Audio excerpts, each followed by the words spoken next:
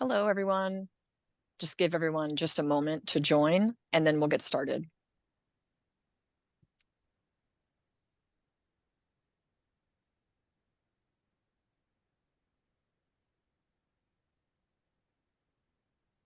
Hi, everyone. Thanks for joining. We'll go ahead and get started. Thank you for joining today's webinar presentation, Who is Leading the Qi Wireless Charging Patent Race? I'm Leah Wilhelm, Head of Demand Generation here at LexisNexis Intellectual Property Solutions, and we have a really informative webinar planned for you today. But first, I would like to cover a few things before we get started. This webinar is being recorded, and you will receive a link to access it in a follow-up email.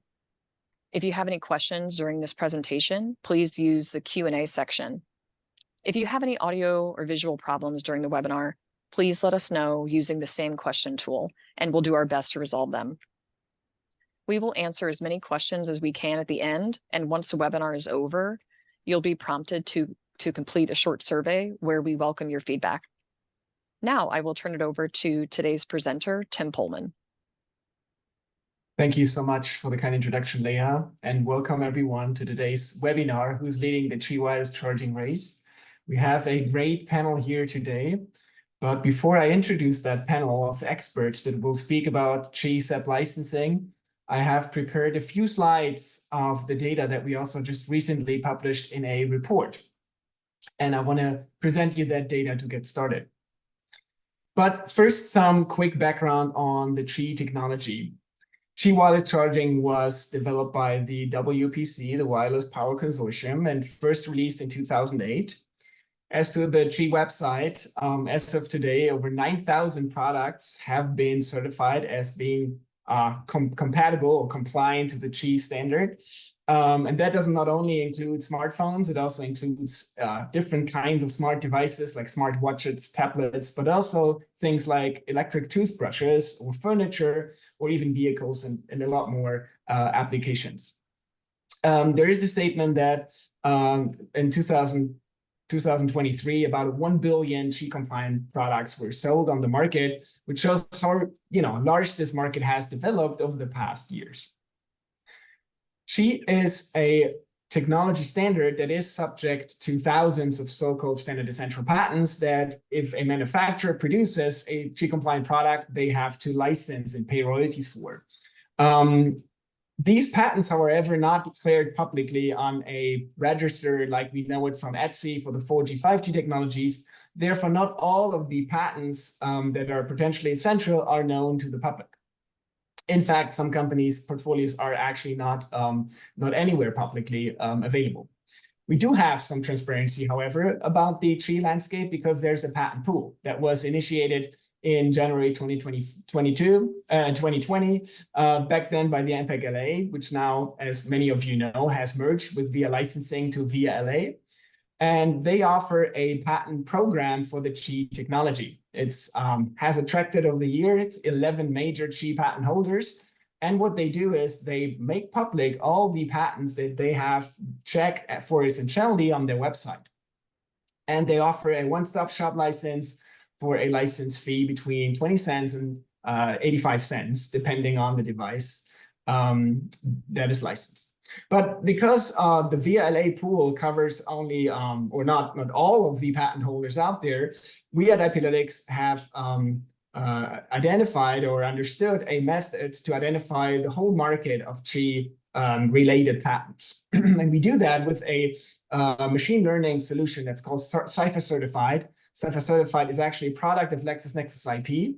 And the way this works is really that the whole worldwide patents that are out there are considered and then go through so-called classifiers. And the classifiers are trained with data. And since the patent pool data is publicly available, we use the pooled patents as positive examples of Qi essential patents. But we also use negative training data and remove noise with that in an iterative process to end up identifying or understanding with a classifier of Qi-related patents, which patents relate to the wireless Qi technology.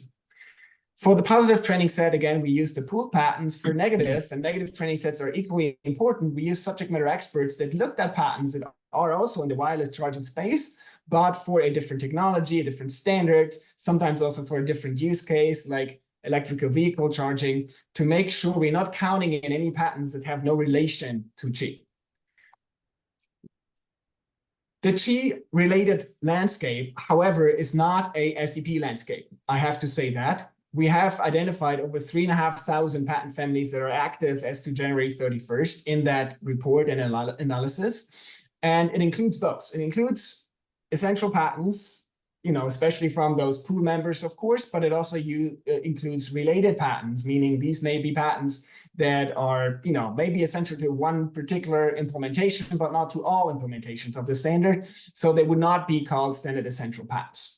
However, the solution we use, the AI, identifies patents that are related to the Qi technology and also uses a system that, to some extent, creates patents that are not standard essential, but evenly distributed among the portfolios to have some at least educated view on the portfolio sizes of the different companies. If you look at the development of these patents over time as to the publication year, or the first publication year of a patent family, you see that over the past 10 years, the number of Qi-related patents really has increased by factor 17. So we have a sharp increase, meaning the Qi technology is very important, or has increased in importance over the years. Now we looked at the largest patent holders. Again, these are not SEPs, these are patents related to the Qi standard, but not necessarily essential. Here we looked at all granted and active patents, at least granted in one jurisdiction. And we calculated the share of these companies' portfolios in the first column here. And where we see that Samsung had a pretty high share, followed by Apple, Canon, LG, Panasonic, and Philips. In the second column, we did something. We used the patents we identified, and we applied a patent valuation method, a statistical patent valuation method that's called the Patent Asset Index from patent site LexisNexis. Basically, what this is based on is the size, the family size of a patent family. The more jurisdiction a patent is granted, then the more the perceived value of the patent owner. And the second factor is how many citations a patent receives. And that factor, or both factors, are normalized, so there's no bias into older patents getting more citations than younger patents. This is really a statistical method that at least rules out the age of a patent or the jurisdiction of a patent. With that, and that is something probably also our guest here, John Sideris, can comment on, Philips has the most valuable portfolio in the market, and that also the highest share in the market, followed by Qualcomm, which also before was on place number 7, and then followed by Samsung. What this table already shows, using different refinement methods in the different columns may also end up with different shares of the portfolio. Because in the end, we talk about data. And of course, depending on how you find the data, how you analyze the data, we have differences. But depending on the question also you asked, I think the data is a good starting point to understand the full landscape and complete landscape of Qi that is not publicly available, that we made available with that patent landscape report, or with the data that, of course, we also provide through LexisNexis IPlytics. What is also interesting, if you look at the headquarters of these companies and the regions they're from, is that actually Japanese companies are the largest in this group, slightly right before the Korean companies, and then followed by US companies. Chinese companies was quite a low percentage, lower than expected, at least when we look at other technologies, standardized technologies, followed by the Netherlands, Taiwan, and Germany. Now, these are the licensors, companies that own the patents. How about those companies that manufacture products that are compliant?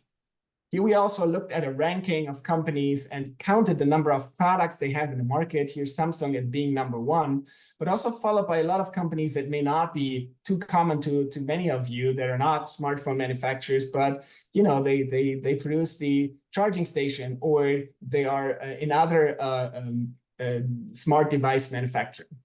Again, we're looking at the region of these manufacturers that implement Qi. And here now, the largest number of companies come from China, over 2,500 of these, followed by the US. US and China alone have by far more than 50%, 2/3 of the whole market, then followed by Korea, Taiwan, Germany, Japan, and others. And what that shows, actually, again, the world of standard essential patents, the world of standardized technology is international. We have all the largest economies here pretty equally represented in that data. If you want to learn more about the report, it's freely available on the internet. You can Google it, you will find it. You can also follow the link. We will share the presentation afterwards if you want to have more insights. But now I'm super happy that I'm handing over to the experts that we invited for this webinar, that all are experts on Qi, on SEP licensing, on FRAND negotiations. And I'm also very happy that especially we have here John Sideris. As I just learned, I mean, we invited him, of course, because he's an expert, but he was really the man of the first hour when the Qi wireless program was initiated. So John, I would love to start with you. Would you please introduce yourself, give the audience some background on who you are, your past experience, and of course, we would love to learn, as you work for Philips, and Philips was one of the founders of the program that back then IPlytics initiated, how that story is. How did it start? And why did Philips at the time thought that patent pools would be more beneficial than going out alone? Philips has a bilateral licensing program as well, but go through a pool program. Okay, yeah, thank you, Tim. And I just quickly first, thank you for inviting me, and I'm happy to be part of this esteemed panel to discuss Qi adoption and licensing. Just to quickly correct or add some nuance to your statement, I wasn't involved in the beginning of Qi formation. It was the Qi patent pool formation that I was very involved in. So as you said, Qi was a technology that started back in 2008. I'll give the audience a little bit of background on that so that there's context. It was an effort started by a US company called Fulton and Philips. They got together. Fulton was looking to do wireless charging for portable water purification devices. Philips had a background in induction charging for toothbrushes that they still use, and shavers. So those two companies brought those technical backgrounds together. Philips also brought a lot of experience and knowledge in forming open standards. And together they then recruited another 6 founding members of the WPC. And that they launched their first standard in 2010. And the most recent one was launched last year for the Qi 2.0 with several versions in between there. But okay, so that's the beginning of Philips's involvement. We have stayed heavily involved in the WPC, making contributions and also being on the board of directors to steer the governance of the WPC. It has grown from that early start in 2008 to today having over 600 members. Back in about 2018, 2019, we wanted to develop some licensing for the Qi patents that were out there. Philips is a very big supporter of patent pools. We prefer patent pool licensing because it's efficient. It's perceived as less aggressive, more balanced because everybody gets the same licensing deals. So myself, as you said, I was responsible for selecting the agent at that time, MPEG LA, but I also spent a lot of time talking to different members of the WPC who I thought would have standard essential patents to have them join in this pool effort. Some companies went through many months of discussion, but for commercial reasons decided to license their patents outside the pool. We ended up launching the pool with 4 members at that time so that we could launch quickly rather than wait for everyone else to come on board. And today, as you mentioned, we're 11 founders. I think I can pause there in terms of answering your question about the history and at least the pool history formation. Thank you, John. That's very insightful, and you've been one of the first in the Qi SEP licensing world to correct that. But I think it's great to have you here and hear more about that in the later discussion. Now let's go over to our next guest here, Benno Bühler, who is with Charles River Associates. Benno, it would be great if you could also introduce yourself. And I also do have a question for you, of course, directly. Qi is a proprietary standard. It's not a standard like 4G, 5G that is ratified by a national or supranational body, not by ISO or one of these formal bodies. Do you think that makes any difference with regards to the framework of licensing, the legal framework, but also other implications of that standard of being proprietary compared to a public standard or publicly ratified standard? And if you would think about Qi compared to a standard like 5G, where there's, I would say, little competition, does that has any influence on, when we think about SEP licensing, the SEP owners have a quasi-monopoly on the invention of the technology. As you're an economist, I would love to hear your thoughts about that. Yeah, thank you, Tim. And also thank you for having me today. It's really a pleasure. To introduce myself, I'm Vice President at Charles River Associates, as you already mentioned. I'm dealing broadly with, competition, antitrust issues, and specifically, I'm working on SEP licensing and on the intersection between antitrust and IP topics. And I've been quite active in the SEP arena over the past years. I'm supporting clients and courts as expert witness in court. I also support clients in SEP negotiations, and I also, authored a few policy reports on SEPs over the past years. Before coming to CRA, joining CRA 5 years ago, I was a senior member in the European Commission's chief economist team, and I was the expert on IP matters there, and was involved in a few landmark cases in the EU, like, for example, the Motorola and Samsung cases, which shaped the case law here in Europe. Having said that, let me turn to your two questions, and let me maybe start with the first one. You were mentioning that that there's of course a difference between the WPC and other standard developing organizations, as I would call them, like, for example, ETSI, like also others.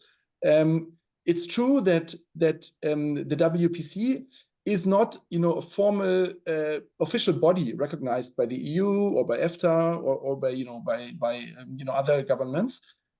However, like from a European perspective, and apologies for taking on a very European view here, it is still an SDO. It's a standard developing organization, and from an economic perspective, what matters here is that it's a collaboration between its members and between also IP holders that are together developing a standard, if you want, through this organization, and that of course means that one needs to apply competition rules, and in particular competition rules that are applicable to so-called horizontal corporations. Now, the EU just last year has published new guidelines on how we should look at these arrangements. And I would say that the competition treatment of standard developing organizations has evolved over the last 20 years, but over the last 10 years, it has been quite stable. And I would say that one of the most important requirements, to stay, if you want, clear from antitrust issues, is that these organizations, they need to ask their members to provide FRAND commitments, to already commit at the time of the standardization that they will later license out their IP on FRAND terms, fair, reasonable, and non-discriminatory. And if we look at in the internet, we see that this is also the case for the WPC. So there is a so-called IPR policy out there that is publicly accessible. And in that policy document, we also see, for instance, the FRAND requirement. And what's quite interesting here is that there's not only the requirement to license on FRAND terms for, if you want, more powerful versions of Qi, but there's also a requirement, if you want, a commitment for royalty-free licensing to receivers of energy when it's below 5 watts. And this is something that's actually quite interesting. We will come back to this later. Now, so let me wrap on the first question, if you want.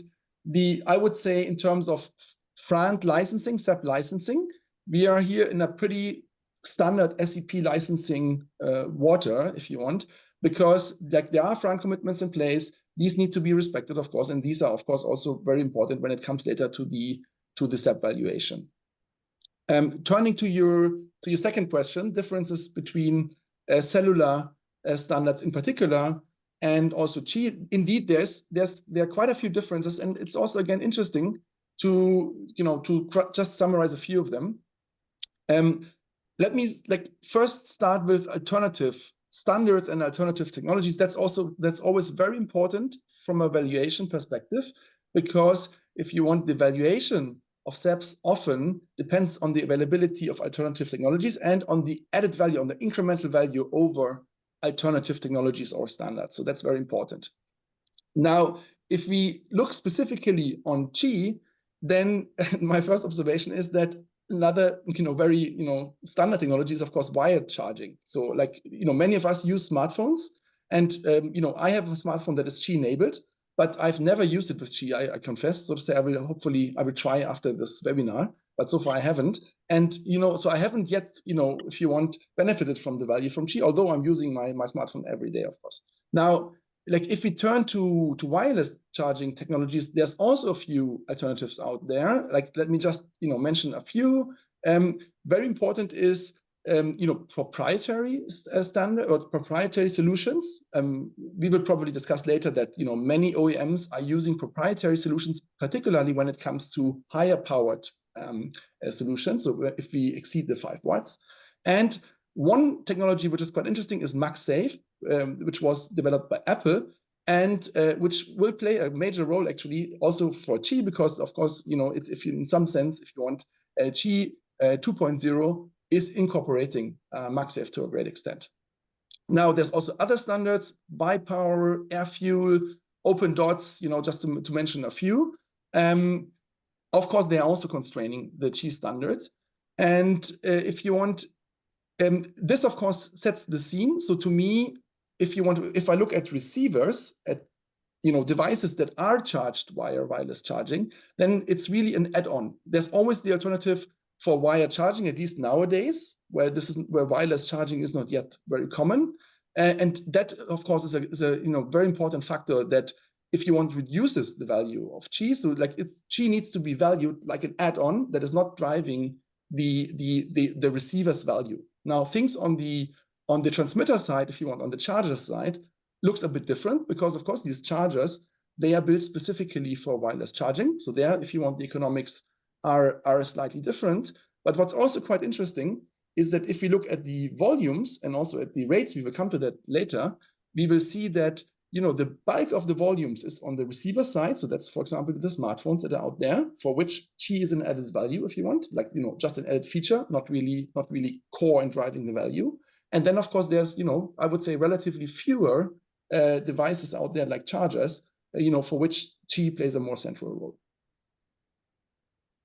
Very interesting, Benno. Thanks for elaborating on these details and your economic, opinion and point of view of this. I think it also makes a lot of sense then, if you look at the VLA pricing, that there is a pricing difference of receivers and senders. But let us go and introduce Willy Chang. Willy Chang has just recently appointed to be the new manager of the licensing program at VLA.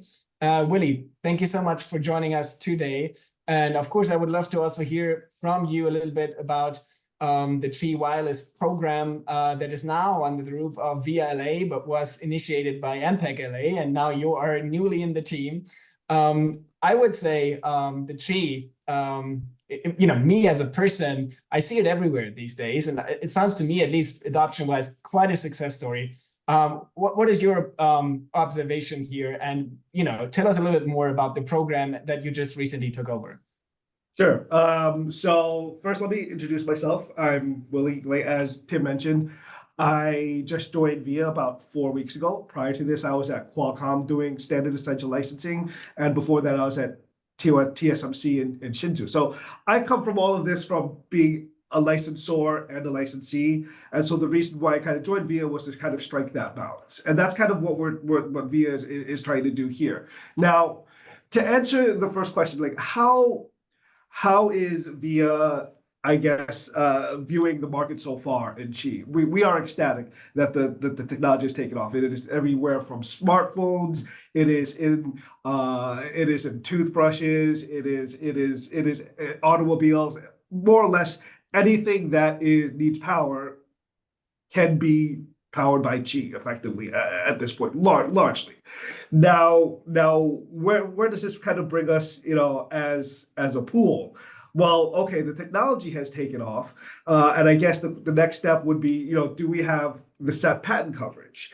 And so we looked at, Tim, we spent a lot of time kind of discussing your article, and we've done our own analysis about the Qi SEP, the Qi SEPs out there, and with Philips kind of coming in at the very beginning with Qi 1.0, they had a very, very large coverage of about 95% of all SEPs in Qi 1.0, and to nowadays where we are at Qi 1, the last part of Via's pool is Qi 1.3, we have about 50% SEP coverage rate based on our kind of mapping to the standard, which is admittedly a little bit different than what your landscape analysis does with relating to all Qi patents in totality versus kind of limiting our program to SEPs. So overall, now the program has about 50% coverage of all SEPs,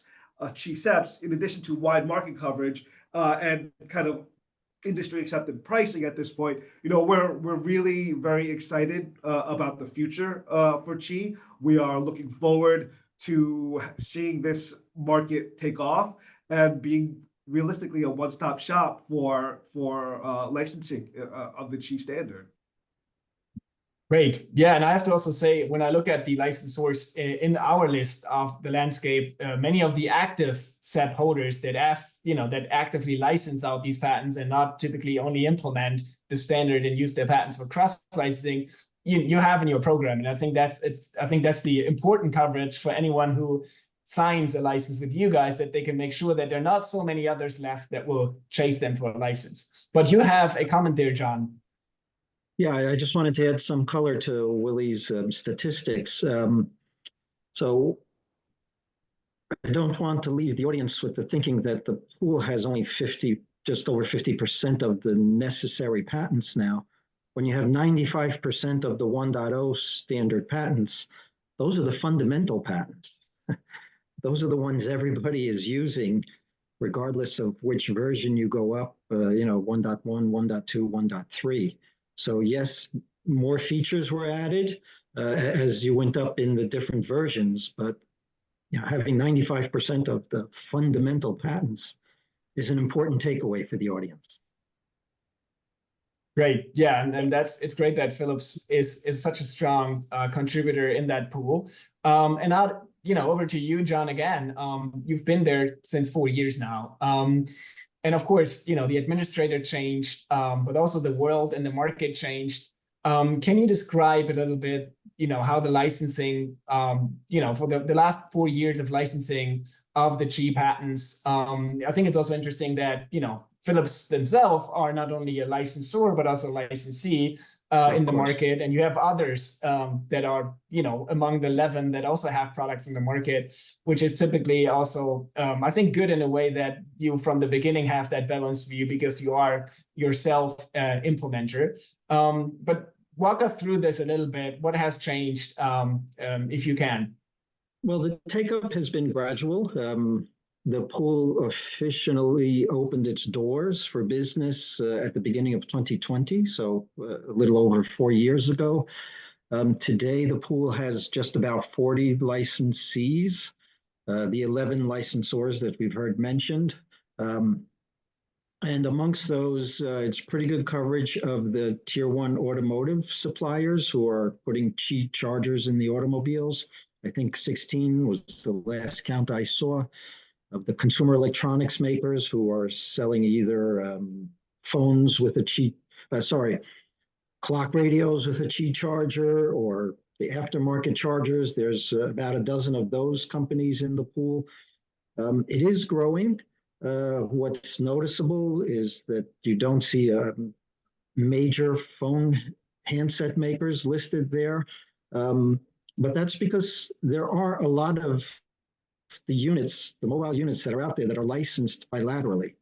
So we don't have a situation where all the mobile phones with Qi chargers today are in the marketplace unlicensed. They're licensed bilaterally for millions and millions of the units that are out there. Now with the change of management, we see fresh ideas coming in, fresh energy, and we hope that the pool licensing will take off. Willy can speak to some of his active discussions that he's having. But also one other thing for the audience to take away from this, my experience working in pools now for more than 20 years, is you sort of have a hockey stick, not puck, excuse me, growth effect, where it's slow growth in the beginning, finally a couple of significant licensors take off, maybe there's litigation that convinces people on the value of the portfolio, and then you see it move up, growing. And I think we're still at that bottom, more gradual incremental phase, but I expect it will go up. And this is certainly what happened, for example, in HEVC, AAC, successful pool licenses, but it takes a while for the markets to come to accepting the patent pool licenses. I think it's interesting because it's a two-sided market, right? You need to have the SEP holders and a strong share of those on the one hand, but on the other hand, you also have the implementers and a strong share of them to accept the price that you put out there in the market to have an accepted program. And here, Willy, back to you. Looking at our numbers that we created here, the licensor and licensee market is quite diverse across nations, across companies, industries. I think super exciting, but I can imagine, your life now being quite complicated too, because you're talking to all these different companies from different industries. I'm sure some have less, some have more SEP experience, especially for licensing in. Can you describe that a little bit? Where do you see growth markets?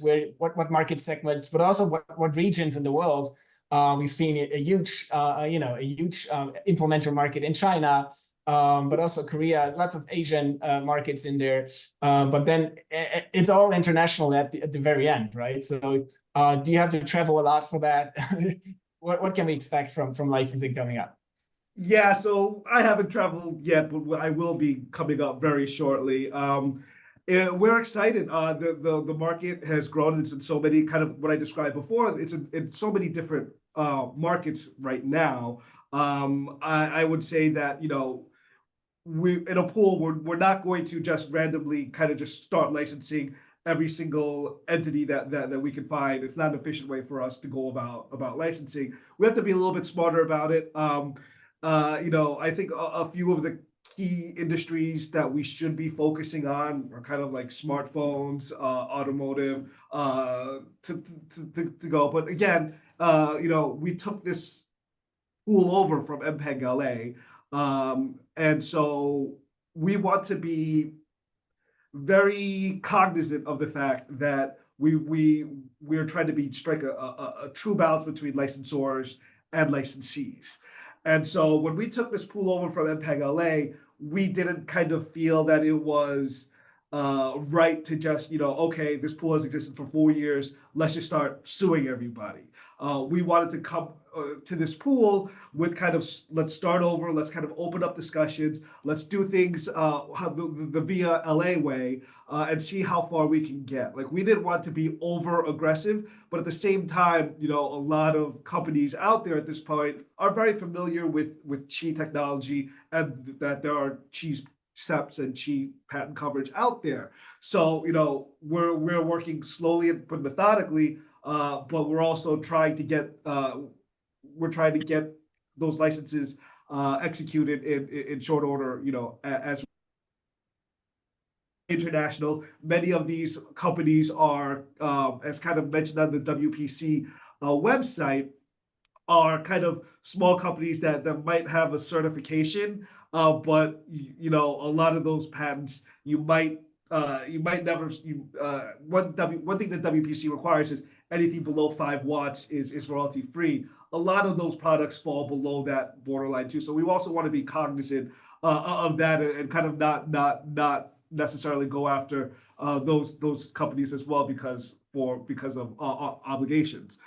So it's a complicated process, but we're working on it, and we will be we are slowly working out kind of worldwide to those potential licensors and licensees. Yeah, interesting. I think that's a very interesting point you made, and I saw that also. And I think we mentioned it also briefly in the report that there's this royalty-free component in the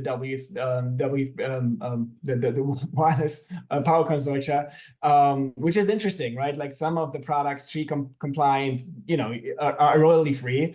On the other hand, I have to say, as a user, and Benno, I use Qi wireless charging quite a lot, but I'm not always happy yet about the experience. But because it really depends on the device that is charging, and I had one that wasn't functioning well. I don't know if it was licensed even, but maybe because of the voltage was not strong enough. So I think it's an interesting point that you leave that market open for royalty free, but then the devices that actually work, and I think if usage yet is only at 25%, there's also some more potential to have it at more than 50% of the Qi wireless phones or devices that actually are charged with Qi wireless, right? But what's an interesting point, and I think also a correction to our data, that the 9,000 products, Willy, you had a different number here, right? What is realistic of product manufacturers out there that you could license in? We couldn't, I think the number was that we couldn't identify more than 100 viable target licensees. I think that was, and mainly focus on about 30 of them. Okay, interesting. New ones from which we signed up for. Interesting. Very good. Thanks, Willy. Now to you, Benno, you had a comment there? Yes, I wanted to jump in quickly on the certification of Qi products, because of course I think this 5-watt interaction is quite important one. Of course, there are OEMs out there that want to certify Qi, if you want, for lower wattages, right? But then of course they can complement this also with proprietary solutions and power, if you want, higher powered charging solution on top. So you can have both in the same device, and that of course would then give you, if you want, a certified device for less than 5 watt, but then it could still be used if you want for higher charging powers. Okay, no, that's an interesting comment. Thank you, Benno.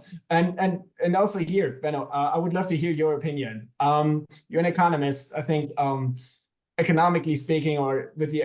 I think John has also a comment on that. I just You're also an economist. To put a nuance to your comments, Benno. Yes, you can charge below 5 watts for Qi and then charge in a proprietary algorithm above Qi. But the pledge that was made for that 5-watt waiver is that it's for devices that are not capable of charging above 5 watts. So you can be charging above 5 watts in a proprietary algorithm, but that part is not covered by the royalty-free waiver. It's a nuance, but it's, I just want to correct it for the record, not to debate it.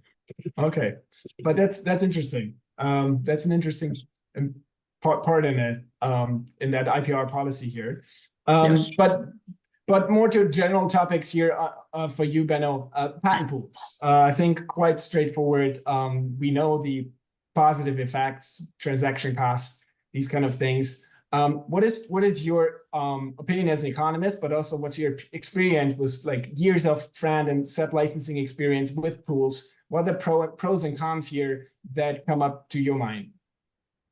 Yeah, of course. I mean, pools are efficiency enhancing. You mentioned it already, Tim. So that's of course very important. It's a one-stop shop to get licensed to all of the pools members. So that's of course good. We also observe, and I mean, I think this also applies to VIA in some respects, that often pools are more transparent than individual licensors. Of course, each and every SEP holder could put on the internet a roster of rates and the SEPs that they deem essential to a given standard. Some do it, but very, very few, unfortunately, only. And in that sense, if you want, from a licensing perspective, it's always easier to work with pools where you have already a starting point. You mentioned also for example, the patent list that VIA puts online. Here we are, if you want, there are blanket declarations also out there, and there is not a declaration database, if you want, like similar to Etsy. So here, of course, having the list and having the whole stack, if you want, is particularly useful. I mean, you now did an analysis that covers SEPs and non-SEPs.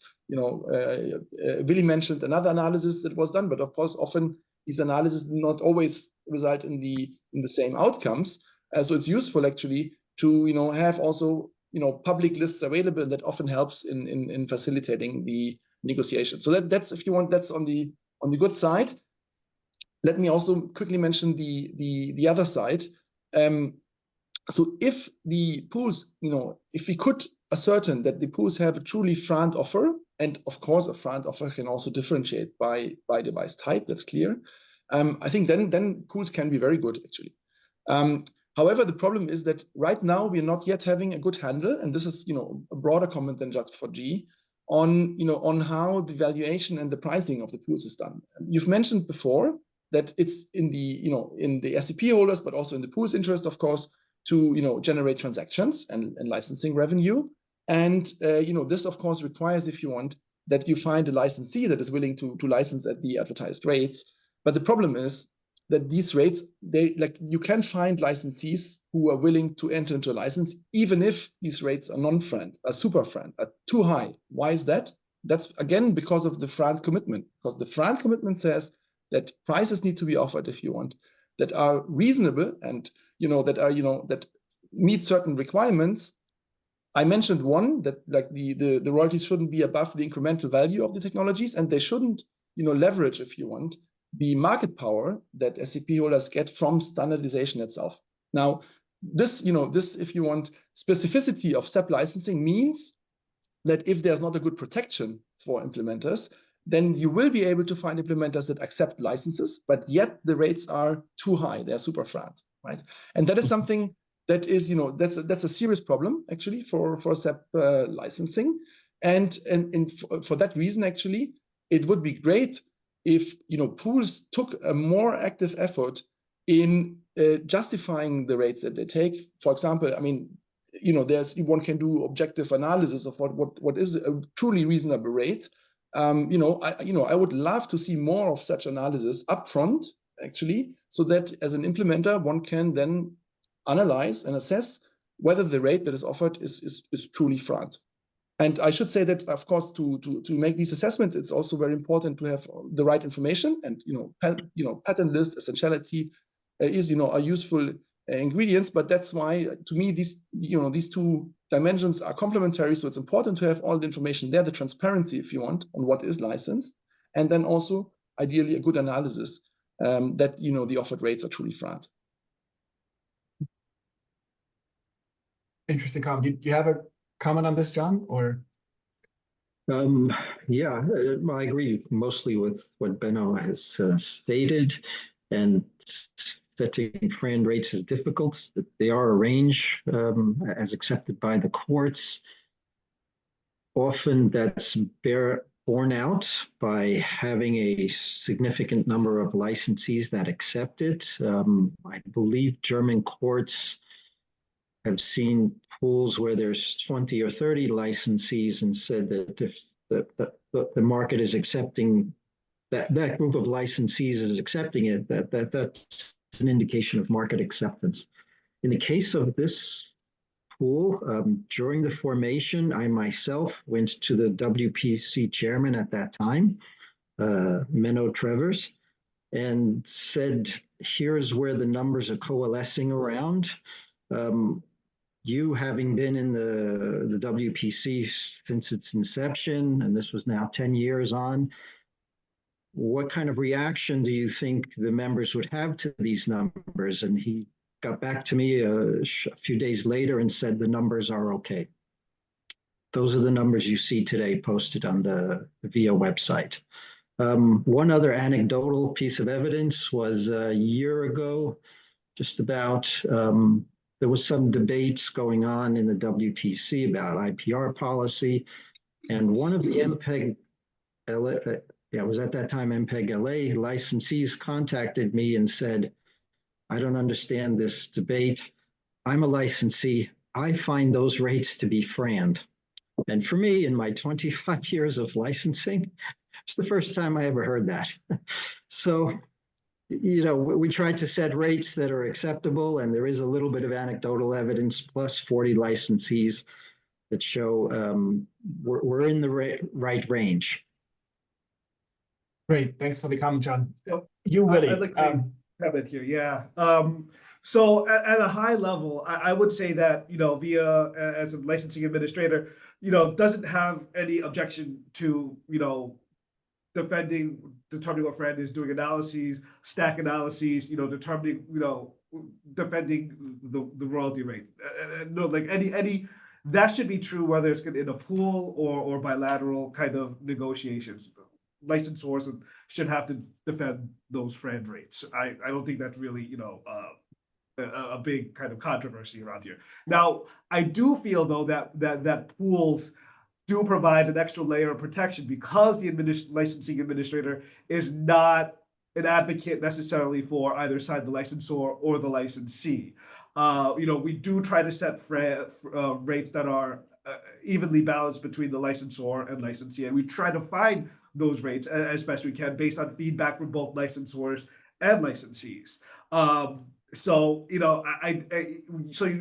When you have pools, you don't have this wild divergence of royalty rates as you see in other industries bilaterally. So, like for example, in cellular SEPs, large divergence in royalties, right? So I do feel pools do provide an extra layer of protection and a layer of comfort for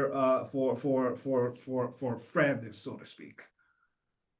And going back to something that I think John commented on slightly, but I also want to hear from you, Willy, on the handset manufacturers, the Apples, Samsungs, Oppos, Xiaomis of this world, who we can all agree sell most of the products that are Qi compliant that are not yet taken a license. We hear that there's also some bilateral license, so they're not all unlicensed, but still, I learned that you still want to make them part of the pool, right? Can you explain here a little bit why that is challenging? Of course, they have maybe different market power here. Is that also only about the price? Any comment here? No, I mean, with respect to the smartphone industry, this kind of goes back. There's two reasons. It goes back to us taking the pool over from MPEG LA and wanting to give licensees an ample opportunity to discuss with us for us to discuss rates and what's proper, the right way to go about doing things. And we are in ongoing discussions. So with major smartphone manufacturers. Now, the other flip side of that is that there are probably the key manufacturer of Qi technology, the smartphone realm. A lot of other smartphone manufacturers are looking toward before they take that leap, they want to see what such smartphone manufacturer does. Whether that's, that is something we will try to push back on. We will try to license kind of in parallel, but that's kind of the positions that a lot of folks will take. So it's a little difficult, but at the same time, we want to give the licensees, ample opportunity to work with us before because we don't want to be aggressive so early on in the relationship right after VIA licensing kind of took over MPEG LA's pools. Interesting. What's your take on that, Benno, with what you said before about, there has to be some accepted to the price and there's still some negotiations going on. Any observation here from you? Yeah, I mean, let me just reiterate, right? Like we mentioned smartphones now. Again, if we compare, for smartphones specifically, the importance of different standards, then, I would say actually for me, it's very important to, to have cellular functionality. It's very important to use Wi-Fi and Qi I haven't used yet. Yeah, although my handset is Qi capable. I will do soon, but that tells us a lot about the evaluation, and that needs to be reflected, of course, in the rates. And then, other than that, I mean, we mentioned already the point on the interaction with proprietary technologies. I think that's a very important point that cannot be underestimated. And of course, that also I would say has some impact on the discussions. Now, having said that, it's of course interesting to look at the, if you want, at the also litigation disputes that are arising in Qi. What I found interesting is that there was a time where Pohlmann was quite active, like just a few years ago. That's an Israeli company actually that according to your study, Tim, isn't among the leading SEP holders, but yet there was some litigation happening. And then of course more recently we see some some disputes before the UPC where Philips is involved. So I mean, of course we do see that now, if you want. Like this is getting a bit it's advancing, if you want, and we see more disputes popping up. Yeah, maybe to clarify here, John, for you, a comment here from the audience also, because I think it's a complex world, maybe also to explain that, of course, if you enforce patents that is outside of the pool, pools don't typically enforce. And there's a question here from the audience, whether or not you actually license through VLA, which I hope we have answered before, but maybe can you explain that enforcement licensing difference of pools and being a patent holder in a certain market or region jurisdiction? Sure, but they are not distinct. Quite often, some of my colleagues who are in bilateral negotiations with companies end up helping to shepherd that company to take a pool license. The litigation that we have is against Belkin. Also, Pohlmann just sued Belkin about a week ago, second time, I believe. Yeah, what we would like is that Belkin would end up taking a pool license. But if they prefer, for whatever commercial reasons, to go the bilateral route, then we are going to give them a FRAND license bilaterally. This is the way it usually works. The company and the defendant makes a conscious decision at that point. Should I take a bilateral license and then pay more when the other pool licensors come after me to enforce, or should I just resolve this with a pool license? I do understand that Belkin has in the past been in substantive discussions with the pool, but I think that's gone stale, unfortunately. Yeah, I think that's an important pillar of competition law also, right, Benno? That you have to offer a bilateral license outside of a pool, to not have that being a biased cartel, right? That's some legal framework here that I think for years has been working quite well, even though I think the smarter choice, the more economic choice, was typically to then take a pool license, right? But I want to comment on what Benno said about usage, and that price also really depends on how important it is for the product. And I do agree. I today use wireless charging, but I don't use it.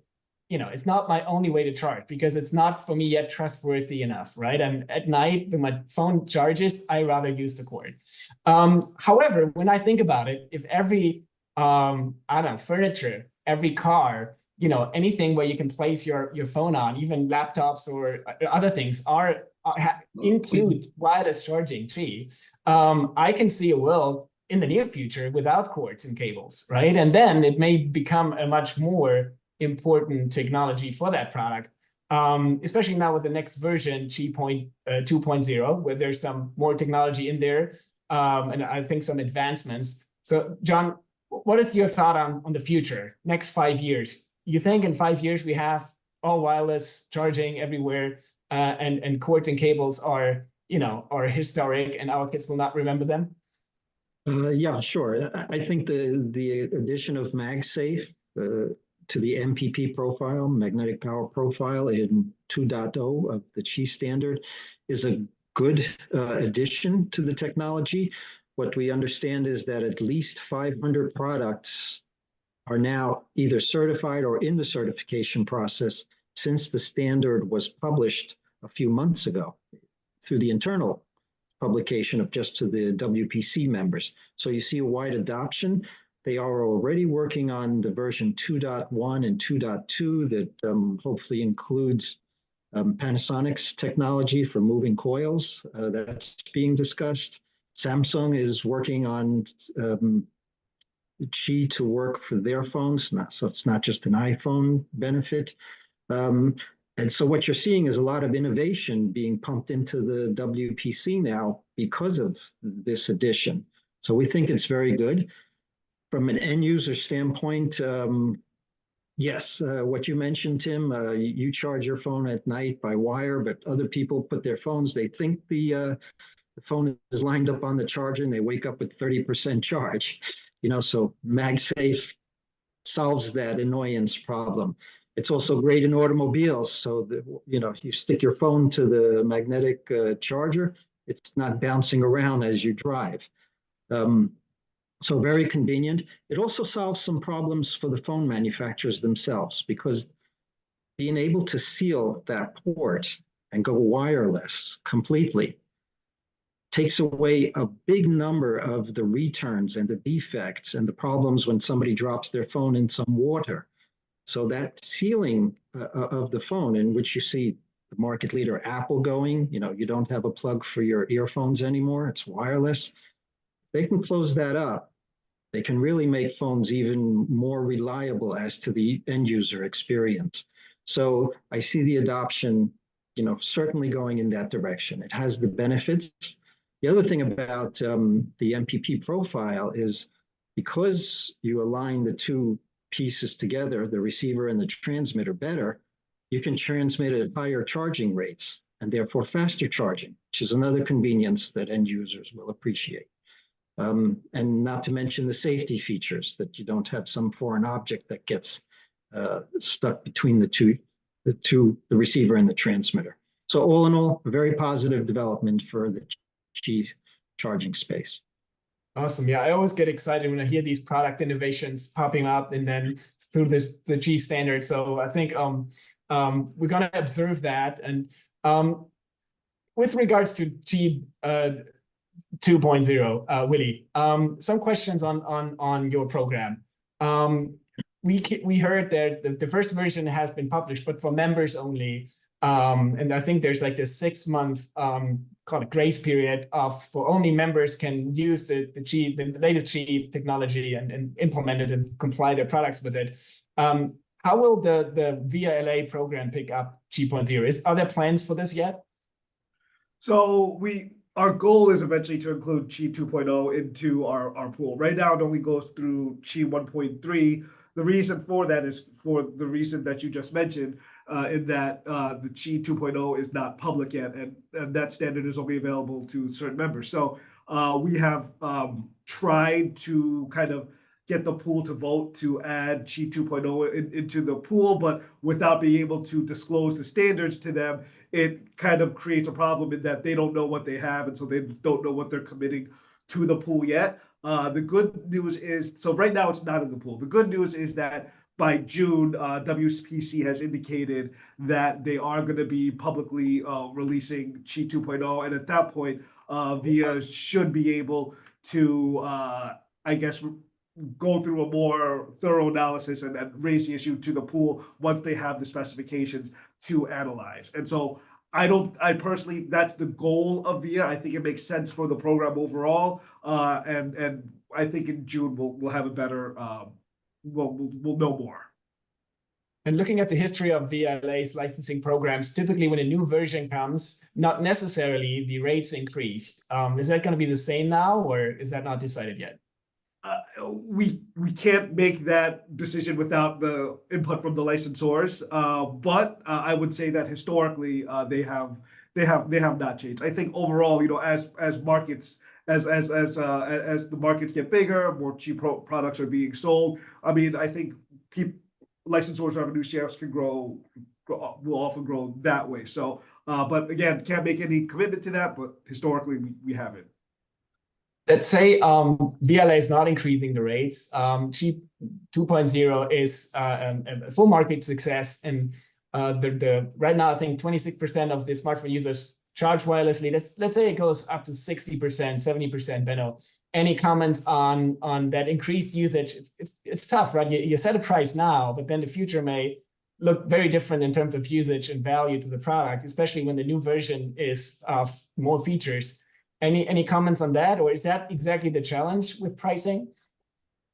that we cannot foresee the Absolutely. I future? mean, of course, yeah, of course. I mean, the value of a standard can change, and of course, better version of the standard can have a higher value compared to an inferior version of a standard. I mean, that is totally clear, and it's also good to see that Qi is improving and that there are new features being added to the standards. But yet, we mentioned before, wired charging. True, could be that we sooner live in a world where we are not using wired charging a lot. But let's not forget that, again, the value, we always need to be cognizant of the alternative technologies. Even if we are not using them anymore or using them to a lesser degree, then they are still good alternatives, and that still plays a big role in valuation. And that brings me again to my earlier comment. Now that we are with 2.0, then of course, Willy, there's a question. I mean, you mentioned that you will confer with the pool members. I haven't heard well, I heard a few comments by John about feedback from licensees. Let's put it like this. But what would be great, of course, is to do a serious attempt on France valuation and come out with a solid white paper, if you want, that that explains how the royalty rates are derived and why they are flat. I think Willy is going to change his office because we're at the hour. John, you want to comment on that quickly until Willy's back? Yeah, I think what Benno has said is interesting. In terms of a white paper, I have seen other pools produce them, so that's more the task that a pool might take on. As I say, so far, the only time in my career I've ever heard a licensee come and voluntarily say he thought a pool rate was friend was in this pool. So. Yeah, but nevertheless, pools are sensitive to profit margin issues. The pool sets a rate that takes into account future growth, additional patents. The pool rate was set with 4 members. There are now the portfolios of 11. The rates didn't go up. So the reasonableness is there. It's just a question now of the market reacting to that. Very good. I think we heard great comments here today. Thanks to our expert speakers. We are up the hour, but I still want to give every one of you speakers your final statement. Please have it below 1 minute. What do you want our audience of today to keep remembering?